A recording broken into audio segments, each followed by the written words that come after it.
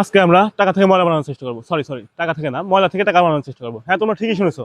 সেই ময়লাগুলো, যে ময়লাগুলো আমাদের বাড়ির আশেপাশে পড়ে থাকে, যে ময়লাগুলো দেখলে আমাদের মনে হয় এগুলো আমাদের কোনো কাজেরই না, সেই ময়লা থেকে টাকা বানানোর চেষ্টা করবো। এখন 2026 সাল, আমি কি পারবো এই ময়লা থেকে টাকা বানাতে? চ্যালেঞ্জটি শুরু করার পূর্বে আমার লাগবে হ্যান্ড গ্লাভস।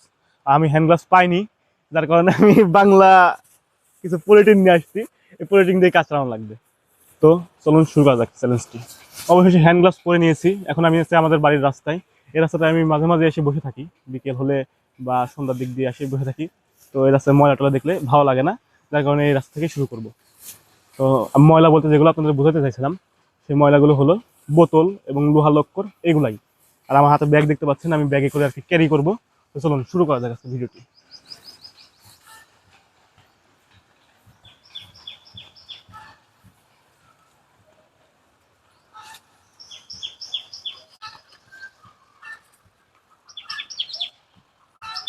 এই তো পেয়ে গেছি অলরেডি আমাদের কাঙ্ক্ষিত সেই ময়লা। আসলে ময়লা না, এগুলো ময়লা বললে ভুল হবে, এগুলো আর কি টাকা। ঠিক আছে। তো এখানে দুইটা বোতল এবং অল্প একটু লোহা পেয়েছি, এগুলোকে বিক্রি করব পরে। আমি এগুলো ব্যাগের ভিতরে ভরে নিচ্ছি। ওকে, এখন আমরা একটু খোঁজাখুঁজি করি, আরো দেখি আশেপাশে কোথাও পাওয়া যায় কিনা।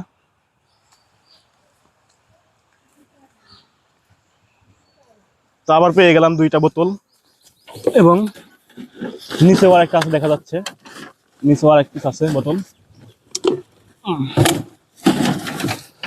এইখানে নিচেও আর এক পিস পেয়ে গেছি আমি। এগুলো আসলে বোতল, বোতল ময়লা বললে ভুল হবে, এগুলো টাকা। ঠিক আছে, আমি দেখাবো টাকা এগুলো। অনেকক্ষণ ধরে আমি আমাদের রাস্তায় ঘোরাঘুরি করলাম এবং অনেক জায়গায় পেয়েছি কিছু বোতল। আবার এখন বোতল টোতল দেখতেছি না, চোখের সামনে পড়তেছে না। তো আমরা এখন লোকেশনটা চেঞ্জ করতে চাচ্ছি। চলুন লোকেশনটা চেঞ্জ করে আসি।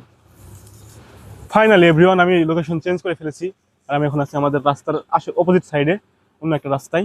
আমি এখানে কিছু বোতল পাইছি, যার কারণে এখানে ভিডিওটা করতেছি আবার। এই যে আমি বোতলটা তুলে নিচ্ছি এখন। বোতলটা আমার ব্যাগে আর ধরতেছে না, আমার ব্যাগটা ভরে গেছে আর কি, আমার ব্যাগটা ভরে গেছে। ঠিক আছে, বোতল তো ধরতেছে না। যাই হোক, এখানে একটা বোতল পাইলাম এবং দেখতে থাকি আর কিছু পাওয়া যায় কিনা। এই যে এখানে আরেকটা বোতল আছে।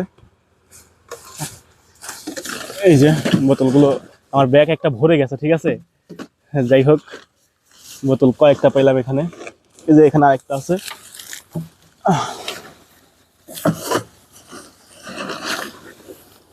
ওকে, এখানে 3টা বোতল পাওয়া গেছে। দেখতে হবে আর কিছু পাওয়া যায় কিনা।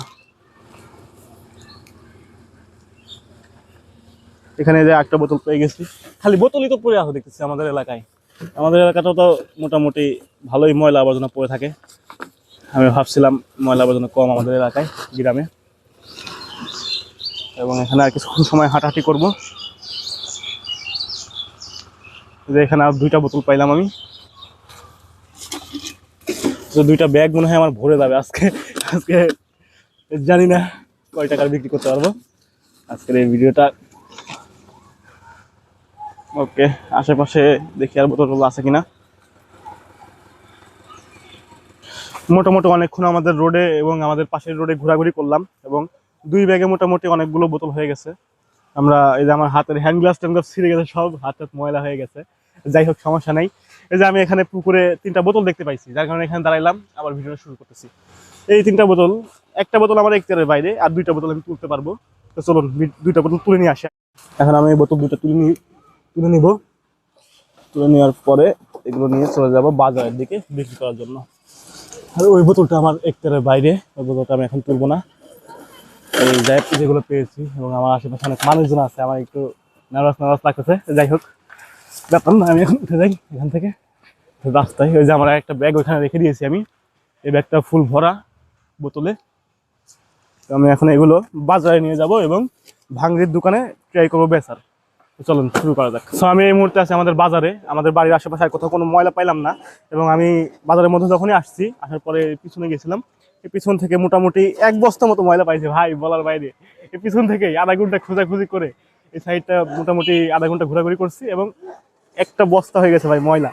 এখন আমি এগুলো যাবো বিক্রি করতে। তো আসেন আমার সাথে যাই।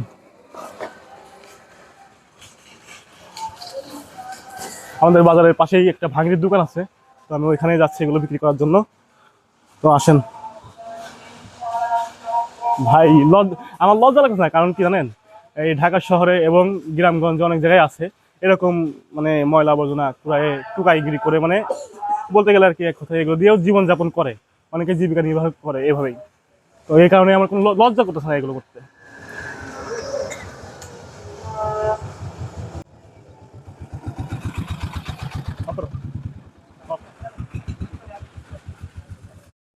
তো আমরা চলে আসছি বাজারের ভিতরে, এই যে ভাঙড়ির দোকানে। এখন ভাঙড়িওয়ালার দোকানে ভাঙড়িওয়ালা নেই, আমরা একটু ওয়েটিং থাকি, ভাঙড়িওয়ালা আসলে তাদের কাছে বিক্রি করে দিব। কয় টাকা কেমন কি দাম হয়, এই যে 2 ব্যাগ আর একটা বস্তা আমার মালামাল আমি টুকাইছি এক কথায়। সো এগুলো করতে আমার লজ্জা লাগতেছে না, সমস্যা নেই। তো এই দোকানে আসলাম ভাঙড়ি বিক্রি করতে, তো ভাঙড়িওয়ালাটা নাই, দোকানদার নাই আর কি। অনেকক্ষণ যাবত ওয়েটিং আছে, মোটামুটি 20 মিনিট ওয়েটিং করতেছি, তো ওনারা নাই। এখন এই পাশে একটা ভ্যানওয়ালা আসছে ভাঙড়ি কিনে, তো ওনার কাছে বিক্রি করে দিব। আর আজকে আমার কপালটা খুব ভালো, বুঝতে পারছেন, তার কারণে এখানে আমি ভাঙড়িওয়ালাটা পেয়ে গেছি। তো আসেন তার কাছে বিক্রি করে দিই, দেখি কয় টাকা কেজি নেয় বোতলগুলো। তো এখন কাকার কাছে আমি জিজ্ঞেস করবো এই বোতলগুলো কয় টাকা কেজি। এটা 20 টাকা, এটা 15 টাকা, ওটা 25 টাকা। আচ্ছা, সবগুলো ওটা মিলে চলেই একটা না। ওজন দেন, ওজন দিয়ে আমার কয় টাকা হয় একটু সেটা দিয়ে দেন আপনি একবার। আচ্ছা, ওজন দিনই ঠিক আছে, ওজন এবার দেন। করলে তো আপনি ঠকায় যাবে, একখানে জোড়া করে ওজন ঠিক আছে, আপনি যেভাবে পারেন সেভাবে করেন। দিন। আপনারা এখানে দাঁড়ান, আমি ওজন দিই।